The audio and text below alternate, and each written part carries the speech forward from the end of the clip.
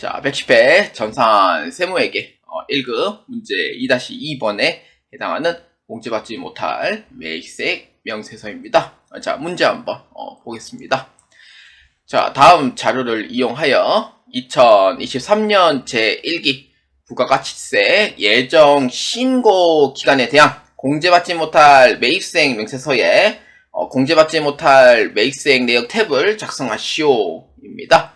단 아래의 거래는 모두 예정 신고 기간에 이루어진 것으로 한답니다. 자, 일단은 먼저 부가가치세 쪽에 있는 공제받지 못할 매입세액 명세서를 클릭합니다. 자, 문제 하나하나씩 한번 읽어볼게요. 첫 번째는 면세 사업을 위하여 소모품을 구입했다. 두 번째는 거래처 선물하기 위한 안마의자. 세 번째는 거래처에 제공할 골프채 세트.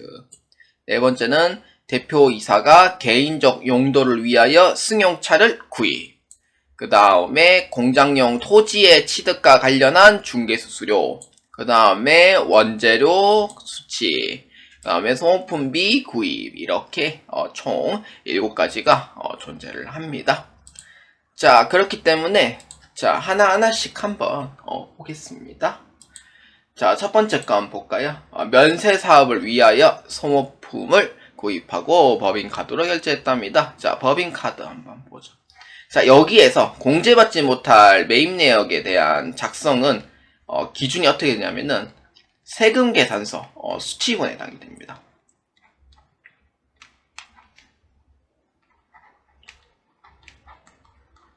그래서 뭐 접대비라든지 뭐 면세 사업을 위해서 쓴다든지 그다음 토지의 자본적 지출이라든지 뭐 이제 그런 상황에서 이제 작성을 하는데 세금계산서 수취분이고 이때가 이제 불공인 경우에 작성을 하게 돼요. 근데 이제 신용카드나 현금 영수증인 경우에도 공제를 못 받는 경우가 있어요. 불공제인 경우도 있죠. 그런 경우에는 어떻게 하냐? 요거는 일반 전표에다가 입력을 하기 때문에 그냥 경비 처리하고 끝내버려요. 그래서 메인 매치 전표에는 안 들어간단 말이에요. 그렇기 때문에 신용카드, 현금영수증, 불공제는 일반 전표에 입력하기 때문에 공제받지 못할 매입세 명세서에는 입력을 하지 않습니다. 그래서 이 부분을 잘 기억해 주시길 바랍니다.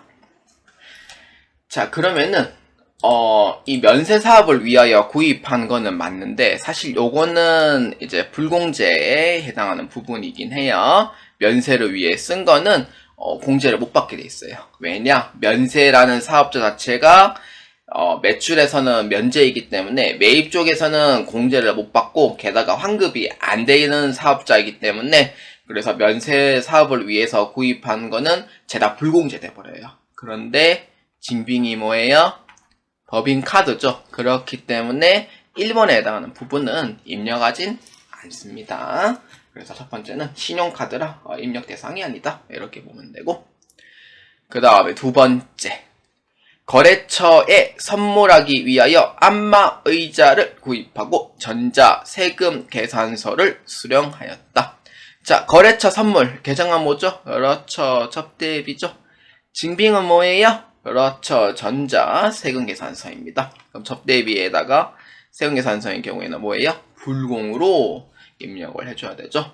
그렇기 때문에 자, 일기 예정이니까 1에서 3월로 하도록 하겠습니다. 자, 그래서 이와 관련된 사유는 접대비 및 이와 유사한 비용에 관련된 부분이고요. 330만원이 부가세 포함되어 있기 때문에 330만원에 나누기 1.1로 해가지고 공급 가액은 300만원, 부가세는 30만원으로 해주시면 되겠습니다. 자, 그 다음 세 번째 거입니다. 거래처에게 제공할 골프채를 구입하고 현금 영수증을 수령했다. 이것도 뭐예요? 이것도 똑같이 접대비인데 불공제인 거는 맞는데 근데 증빙이 뭐예요? 그렇죠. 현금 영수증이죠. 현금 영수증인 경우에는 공제받지 못할 매입세액 명세서에서는 들어가지 않는다라고 얘기를 했죠. 그러니까 세금계산서인데 불공인 경우에만 작성 대상이다라고 얘기한 바 있어요. 그래서 그거 잘 기억해 주시고요. 세 번째 거는 입력 대상이 아니다라고 보아주시면 되겠습니다. 자, 그 다음 네 번째 거입니다. 자, 요겁니다. 자, 대표이사가 개인적 용도 사용하기 위하여 승용차 2천만원의 부가가치세 별도에 구입하고 세금 계산서를 발급받았다.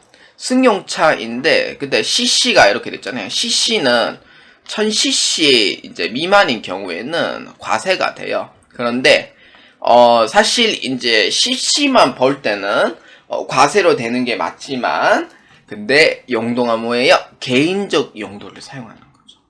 그러니까 개인적 용도. 그러니까 자기가 대표이사가 업무용으로 쓰지 않는 거를 의미를 해요.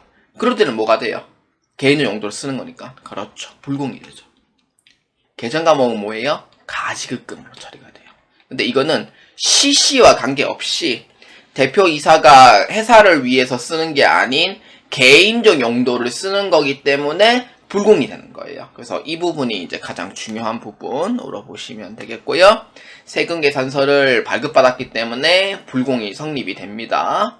그렇기 때문에 요거는 사유는 두 번째 거. 사업과 직접 관련이 없는 지출로 하셔야 돼요. 그래서 공급 가액은 2천만원, 그 다음에 세액은 200만원으로 넣어줍니다. 자, 그 다음 다섯 번째입니다. 공장용 토지의 취득과 관련하여 중개 수수료를 지출하고 세금계산서를 발급받았다. 토지에 관련된 부분이죠. 요 계정 과목은 이제 토지로 이제 회계 처리를 해주시면 되고요.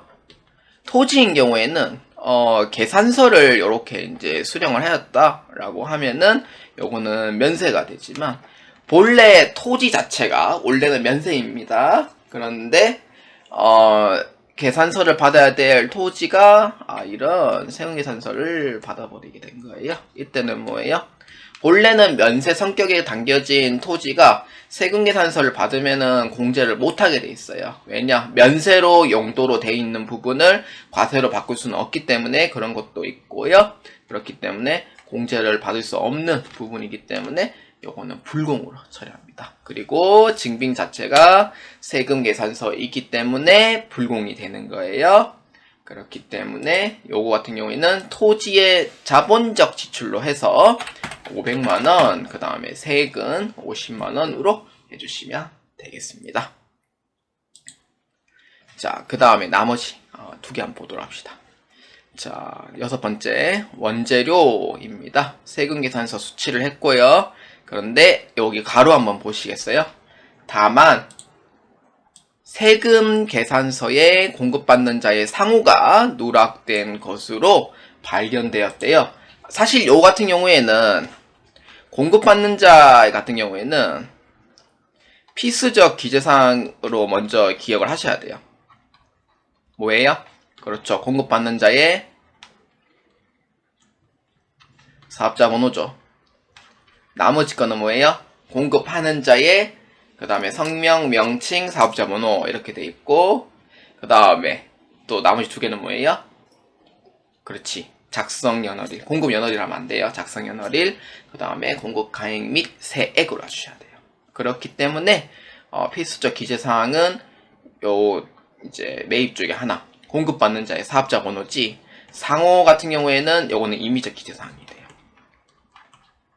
그리고 정상적으로 수치한 세금계산서이기 때문에 요거 같은 경우에는 그냥 과세로 그냥 처리하고 끝나기 때문에 그래서 요거는 입력 대상이 아니다라고 보아주시면 됩니다. 그래서 요 내용은 괄호 내용이 상당히 중요하다라고 보아주시면 되겠고요. 자, 그 다음 마지막 거 한번 봅시다. 소모품을 구입하였으나 공급 시기에 세금 계산서를 수취하지 못했다. 다만 1기 확정 신고 기한 이내에 세금 계산서를 수취하였다. 이거는 뭐예요? 그렇죠. 요거는 지연 수치죠. 지연 수치는 불공제가 아니에요. 왜냐? 이거는 이제 늦게 이제 수취한 것 뿐이지 수치한 것이지 요거를 이제 불공제될 만한 사유는 없는 거예요. 그러니까 지연이 된 거죠, 말 그대로. 그러니까 지연이 된 것 뿐이지 이거를 뭐 넘어서 뭐 불공제된다 뭐 그런 건 아니고, 근데 확정 신고 이후에 만약에 수령하잖아요. 그거는 이제 불공제가 돼요. 이거는 뭐 사유에 넣거나 그런 건 자체는 없고요. 아예 그냥 자체적으로 불공제를 하되 그냥 일반 전표에다가 그냥 집어넣을 수밖에 없는 상황으로 보아주시면 돼요. 그래서 마지막 거는 뭐 찾는다라고 보아주시면 됩니다. 그래서 두 개 다 해당 사항이 없다. 이렇게 보아주시면 되겠습니다.